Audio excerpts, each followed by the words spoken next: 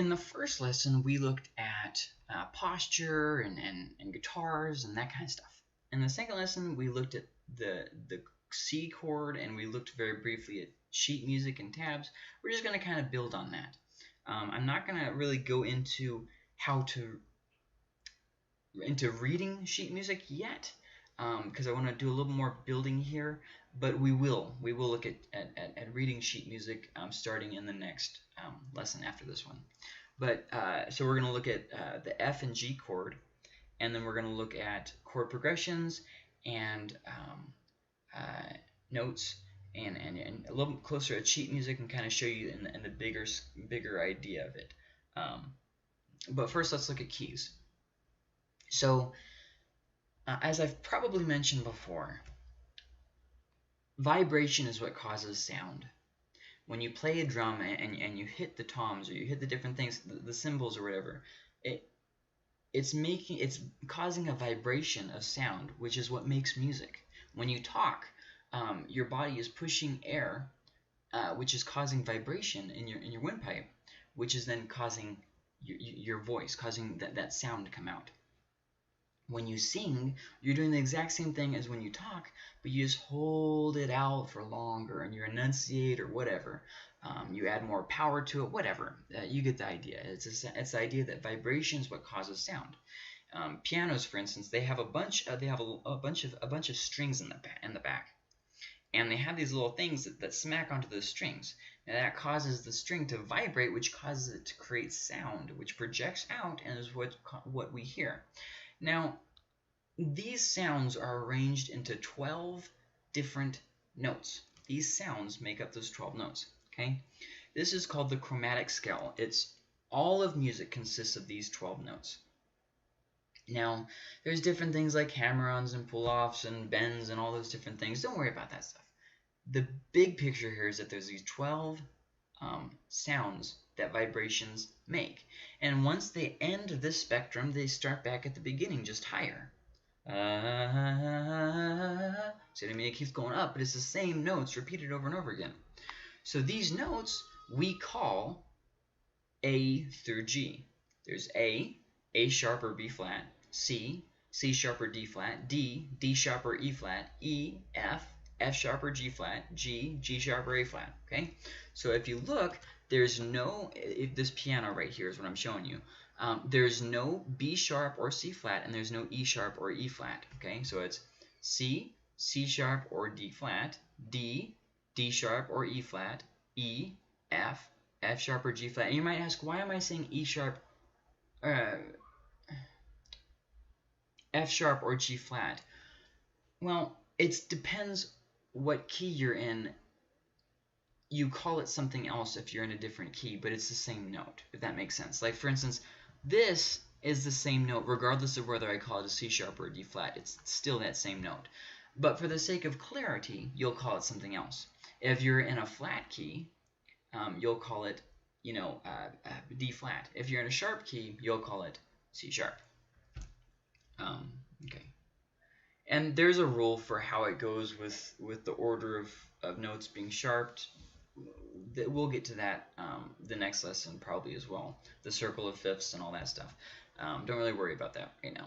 So for a key is when you take 7 notes that fit together from the chromatic scale. Now these are very set. Music has just a way of arranging itself, and these notes fit together. Now, in some songs, they're going to put sharps and flats and stuff that don't belong in the song, and that's just to give it a different sound. I'm not talking about that. That's the exception to the rule. The rule of a song is that it's in any given key, the key of C or the key of whatever. And in that key, it's going to be composed of 7 notes. Okay? In the key of C, for instance, it has no sharps and no flats. So you can look here. Okay, so it's going to have C, D, E, F, G, A, and B, but don't worry about the B for right now. If you're doing solos, the B will appear, but if you're just playing chords, the B really won't play that big. The 7th chord there, it just really won't play in that much, because it's like uh, seventh diminished, or I forget what it's called, but um, if you're playing jazz, that's going to come up. But right now, as a beginner, you really don't need to worry about that. So the seven chords the seven notes that make up the key of C without sharps or flats, and we'll leave off the seventh because remember I said about that. So D, C, D, E, F, G, A, and also B, but once again, I'm not paying attention to that. So these notes fit together to make chords, and chords they're going to have the same kind of pattern. Okay, so these are the notes that are in that key, but also they're the chords that are in that key. So there's the C chord, a D chord, an E chord, an F chord, a G chord, and an A chord. Now, once again, keep in the back of your mind that there's also a B chord, but we're not going to look at that in this lesson. So how you know which chords are major chords and which chords are minor chords in that key is this pattern right here. It's the exact same in every single key. Music is the exact same pattern of notes and those vibrations. Remember, those vibrations that we call notes, that they all just fit together. And those seven notes just fit together. They go together. We call that a key. It's in that key. It's in that section where those notes are fitting together well. Okay, so in that key, the chords are going to be major, minor, minor, major, major, minor. Okay, major, minor, minor, major, major, minor. So in the key of C, it's going to be C, C major. That's your one chord. Minor, minor, so D minor, E minor. And if you write just a C, people are going to know you mean C major. If you write a D, you can write it with a lowercase d, but ultimately you need to put D min. That means D minor. Now there are other chords, sevenths and augmented and all that stuff. So don't think that I've exhausted all the chords there are. These are the very most basic chords, a major chord and a minor chord. Now you only know the C major chord so far, but we will look at more. So here's your D minor, E minor. Now the two majors, F major and G major, and then the minor, A minor. Okay. So those are the chords that make up the key of C. Okay, so you have vibrations that we call notes. The notes fit together to make a chord. The chords fit together in a key. I hope you're kind of getting the bigger picture here. And all sound just repeats itself. So after you get to A again, it goes A again, but same note, two different octaves. An octave means that it's it's the same note at a higher level. So, like I was showing you with my voice, same note, two different octaves, two different pitches, not pitches.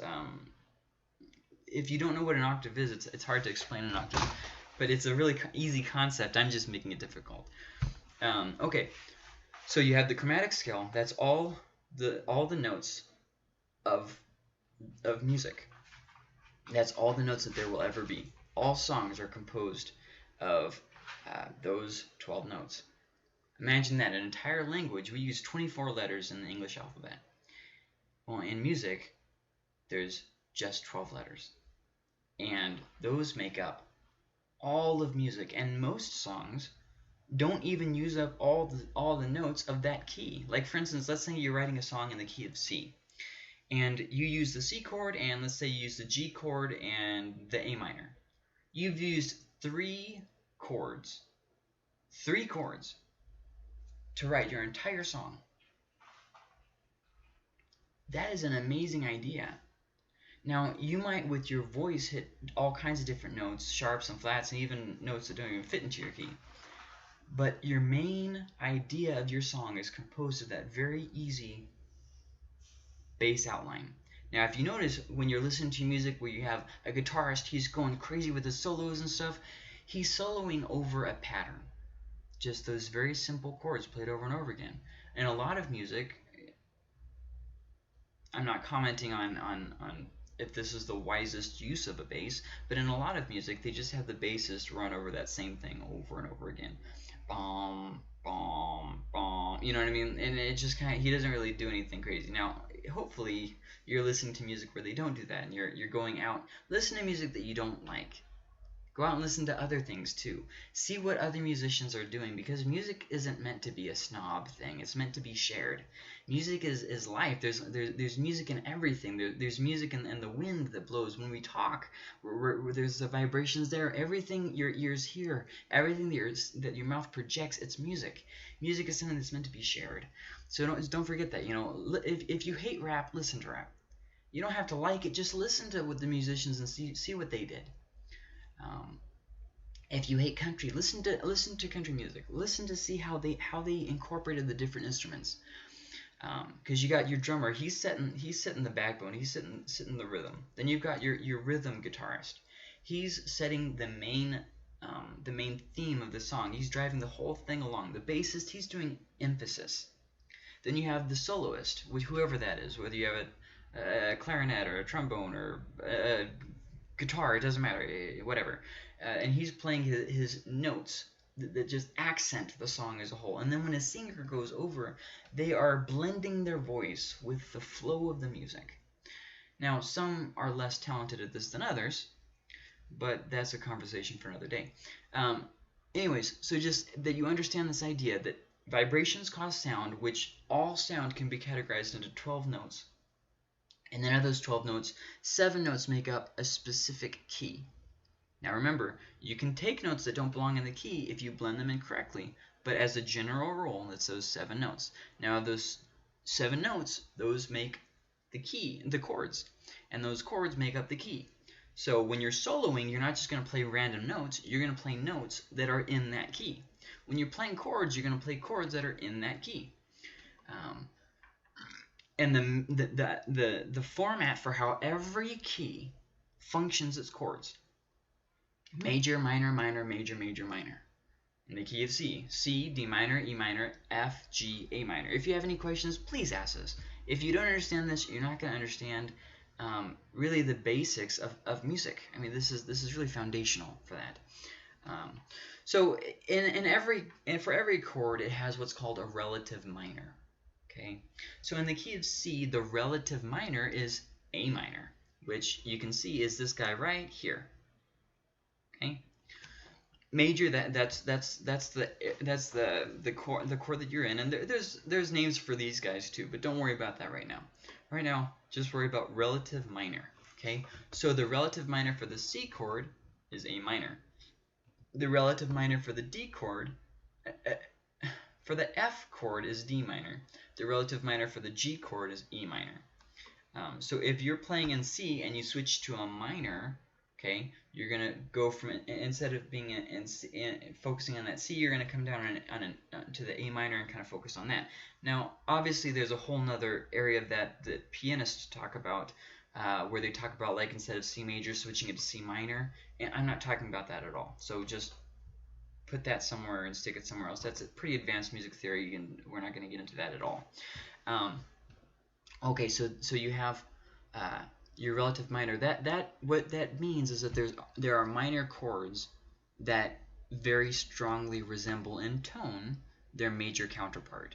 So a C major sounds a lot like an A minor, but the A minor maybe sounds a little bit more sad or remorseful, and the C major sounds a little bit more upbeat or confident. The D minor sounds like the F, but it sounds more of a somber tone given to it maybe, whereas the F chord itself is going to be more confident.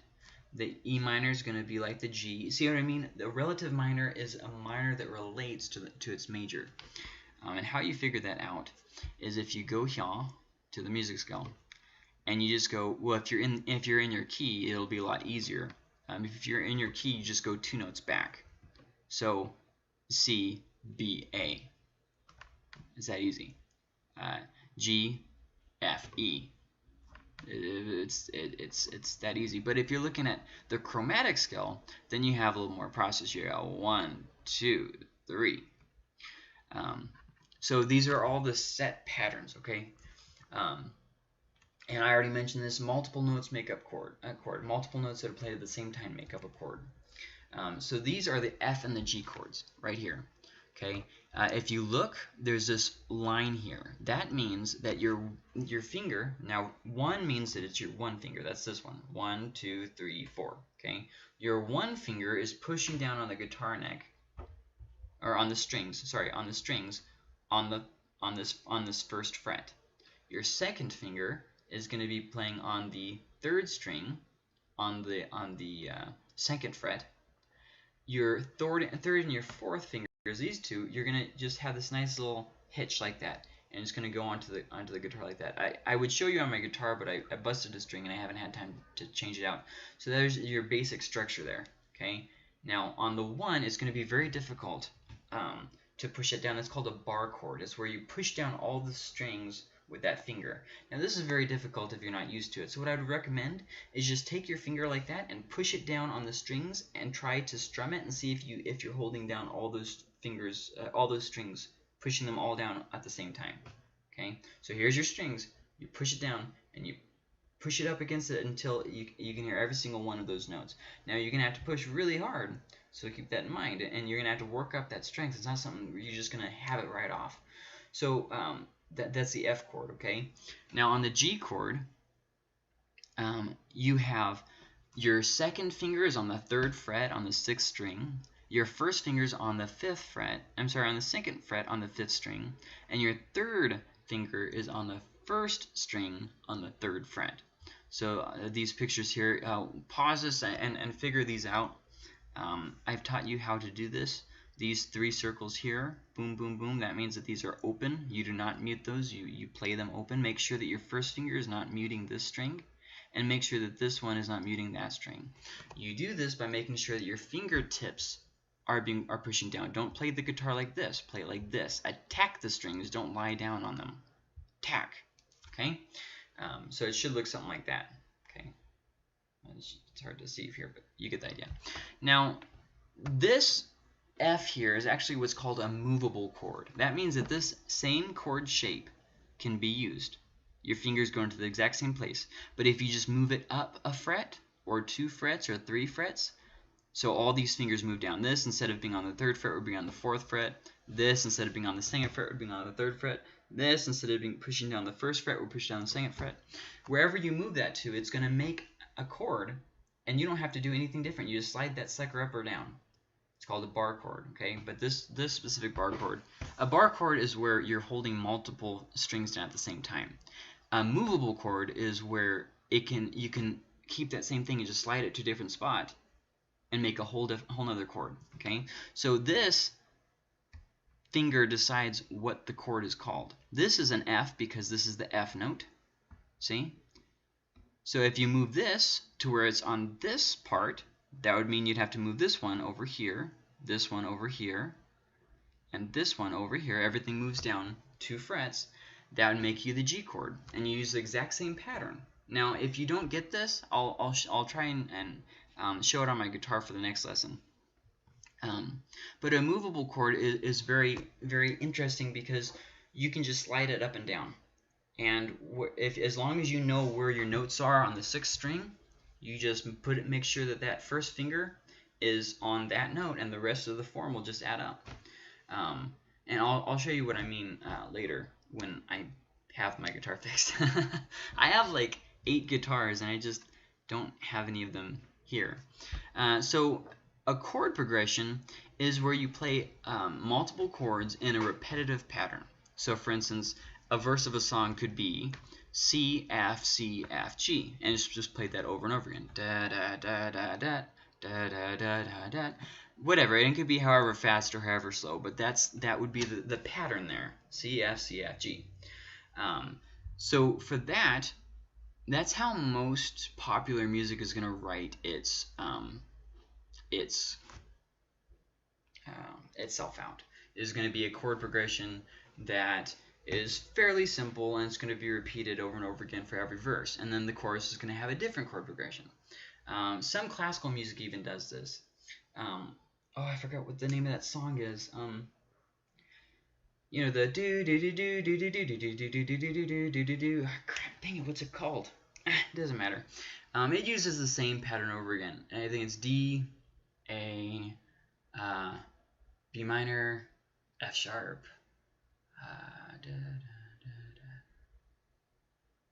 I don't remember the pattern. It's been so long since I played that song. But anyways, it plays that. It actually has a chord progression, and it just keeps playing that over and over again.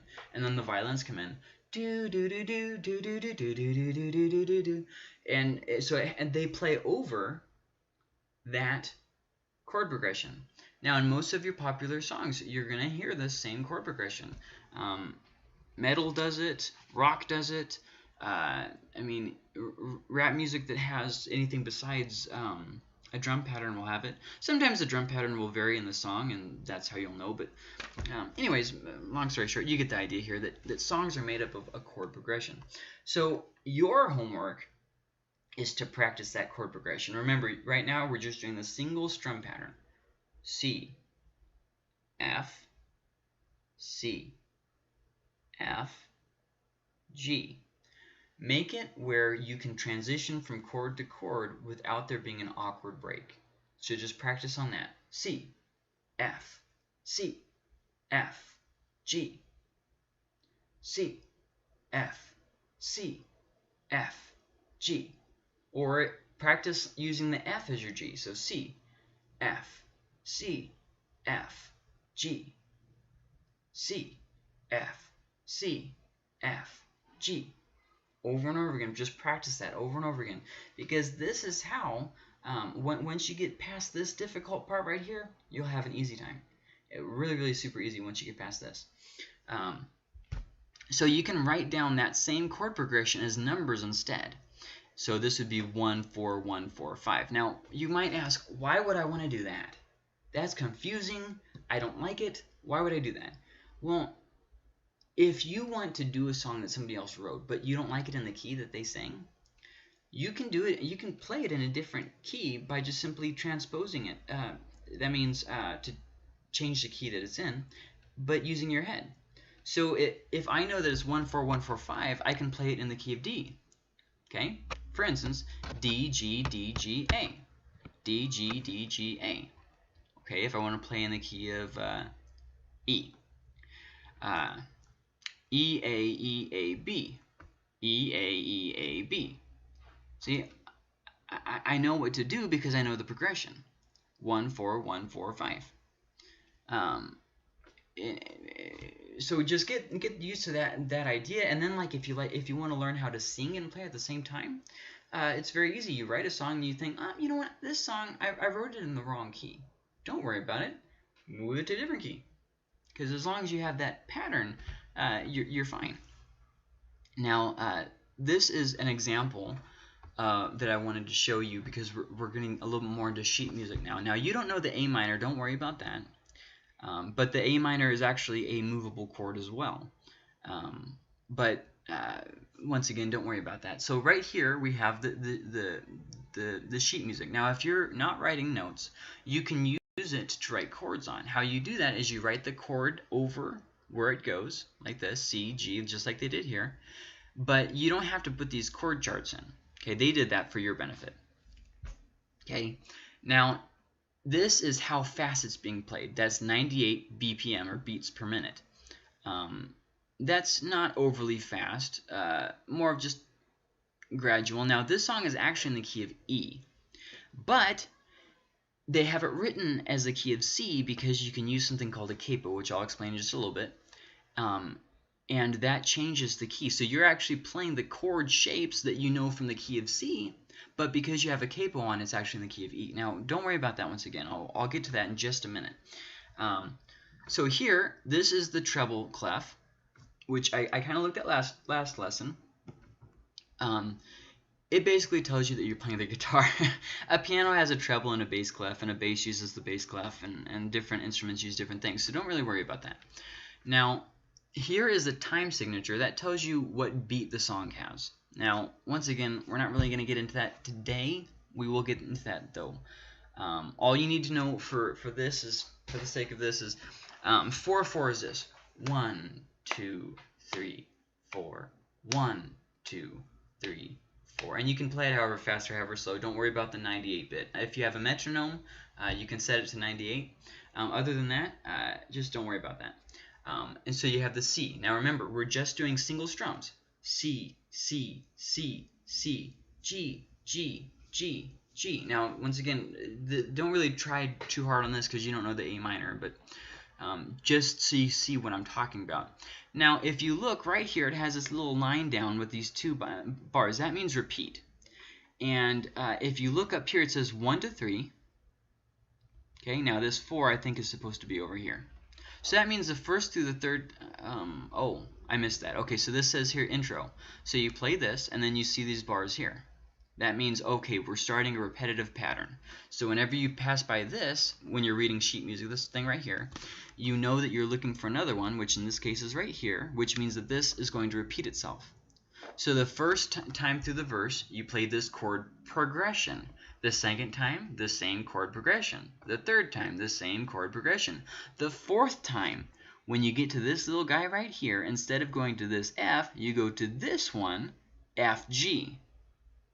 See? And then you go to the chorus, which is here. Okay. Now this, don't really worry about these numbers here. That's just saying what bar you're on. So here's 1, 2, 3, 4, 5, 6, 7, 8, 9, 10, 11, 12, 13, 14, 15. So don't really worry about that. Not really relevant. But then, so then you go to this next part and you see, okay, hey, this means repeat. So then you're going through the song again. Oh, right here. So once I get to this part, I repeat that over again. And it says up here 1 and 2. So that means I only repeat it one time. And I go the second time, I go here instead. Now, sheet music is going to word that slightly different, but it's the same basic concept. And if you look down here at the end of the sheet, it gives you further instructions. Repeat intro verse, chorus and verse to chorus number 2. So that should tell you. Now this doesn't look like it has chorus 2 on there. Oh, no, chorus 2 times. Sorry. You do the chorus 2 times. Repeat. So after you get to the end, right here, the outro, it says repeat the intro and the verse, and then it says chorus and then verse, and then you go to the chorus 2 times, I guess. It's kind of not really worded very good. Typically on sheet music, it's going to be a little bit clearer than that. But either way, you're gonna want to listen to a song before you try to play sheet music. Reading sheet music by sight is fine. Just practice before you try. Well, how are you really playing it by sight? If you're playing by sight, is very rarely on the spot. Usually, you work through it. You kind of figure out your hand positions and where you want to play stuff, because you can move stuff around. And then you say, okay, well, this feels a little bit more natural. Especially if you are playing a guitar song that was originally a piano song that they put onto the guitar. You're gonna find some awkward hand positions. I just want to change that, and that's fine. So you're gonna work through it, and then as you're playing it, you're gonna have your sheet music up, and it's gonna give you you're gonna kind of follow it instead of trying to memorize it. Because when you get into classical music, things are very long. And they're not as repetitive as in modern music. Modern music is very dumbed down as compared to classical music. Excuse me. So anyways, that just kind of gives you an idea there. Now, I showed you this one last time. This is the open position. And the reason why it's called open position is because if you look, open, 1, 2, 3, 4, open, 1, 2. Now, you can play these same notes higher up on the neck, and that wouldn't be in the open position because you wouldn't be playing open. Instead of getting that E note where you just play it open without your finger pushing on a string, you would have to push your finger down higher up or at a different place to get that same E note. So here you've got what it looks like. You've got your E, F, F sharp, G. Now, if you notice the F sharp and the F are on the same spot, the only way you can tell that this one is F sharp and that one's not F sharp is because it has this little sharp right here. Now, on some keys, they have it where you're not in the key of C. Now, when you're in different keys, Micah, bud, not right now. When you're in some keys, they have it, like for instance in the key of A has 3 sharps. So up here you're going to see at the very beginning of the song, you're going to see 3 sharps on here. Now that means that every F is going to be sharped in the key of A. Every G is going to be sharped in the key of A, and every C is going to be sharped in the key of A. So it's not going to have it here where when you're reading the sheet music for the key of A, you're not going to have where it has F sharp. It's just going to have F. But you're going to know that it's already sharped. So then you say, well, what happens if you hit an F that isn't sharped, like it doesn't belong in that key? Well, then what they have is they have a natural symbol, which I don't have up here. But when you hit that natural symbol, that means that instead of playing the sharp that belongs there, you're going to play a regular F. Okay, so here we have, F, F sharp, G, G sharp, and you get kind of used to it. Reading it really practices the best cure. Now, if you look after here, when you start going, oh, there's a natural right there. This little symbol right here means natural. Okay, that means instead of playing the sharp, you play the natural. Now, you might ask, why is there a natural here? Well, because when you're playing a song, okay, so you've got E, F, F sharp. The last F that was played was a sharp. So that means that the next F is going to be a sharp as well in this measure, from this line here to this line here. I know that's a little bit confusing. You'll get used to it. But they've put an F natural. That means, okay, so that's not going to be an F sharp like it should have been because the last F was an F sharp. Instead, it's going to be an F, a regular old F. And they did the same thing up here. My hand's cramping up. They did the same thing up here with this G note. This is a G. That's a G sharp. And that's a G again. But they have the natural symbol there because, once again, it's in the same area of this measure right here as the previous G, which was a sharp. Okay, I hope that makes sense because that's when you're reading sheet music, that's going to come up a lot.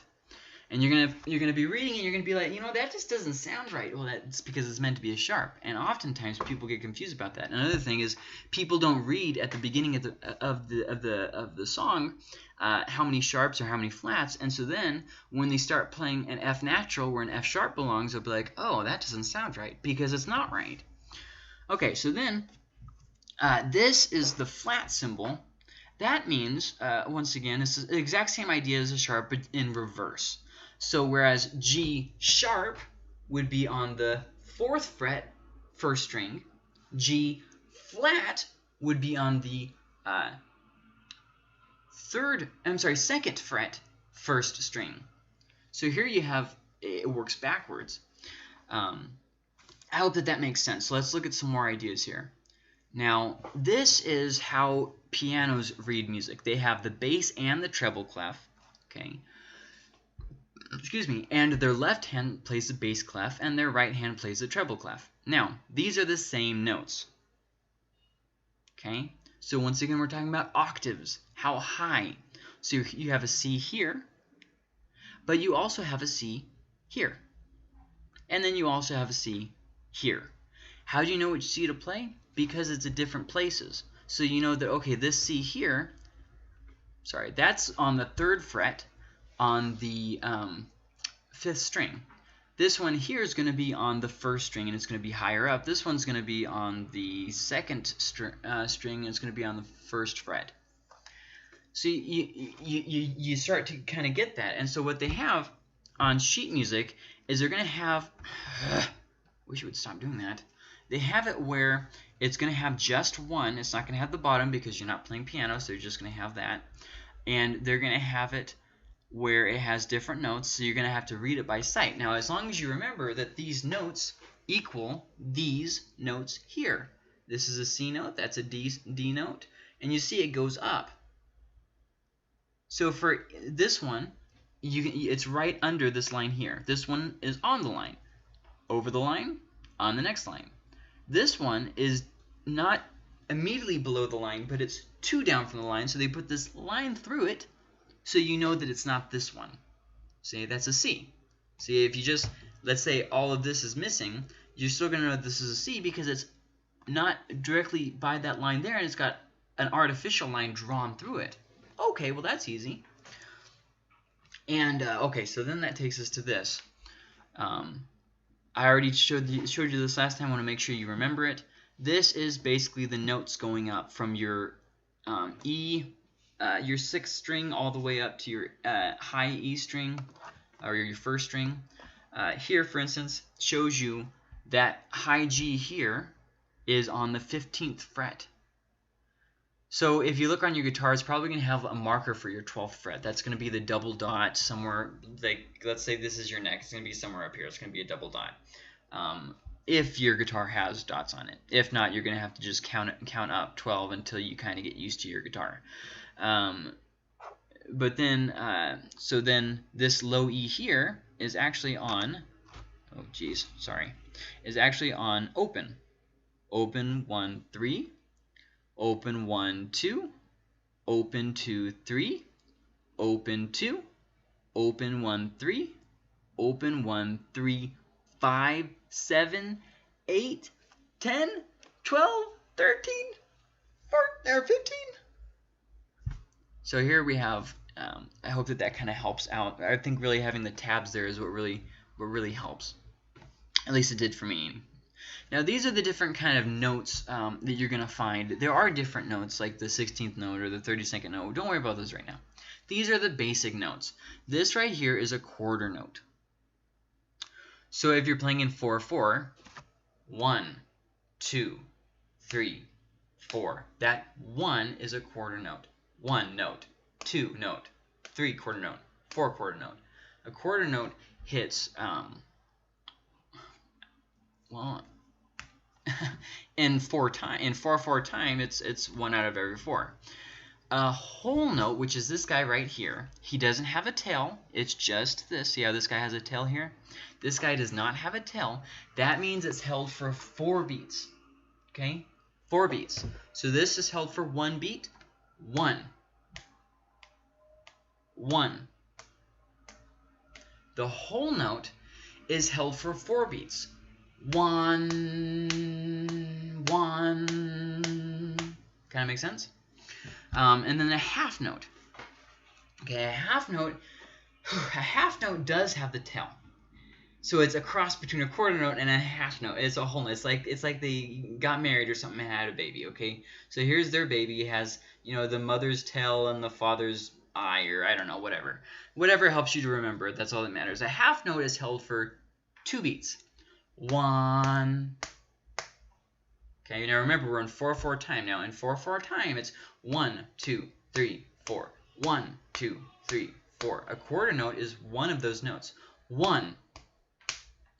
1. A whole note is 4. 1, 1. A half note is 2. 1, 1. Now, I don't have it on here, but it's worth mentioning. There is something else that has a little dot right there or right here or right here, and that means it's held for 1 beat longer.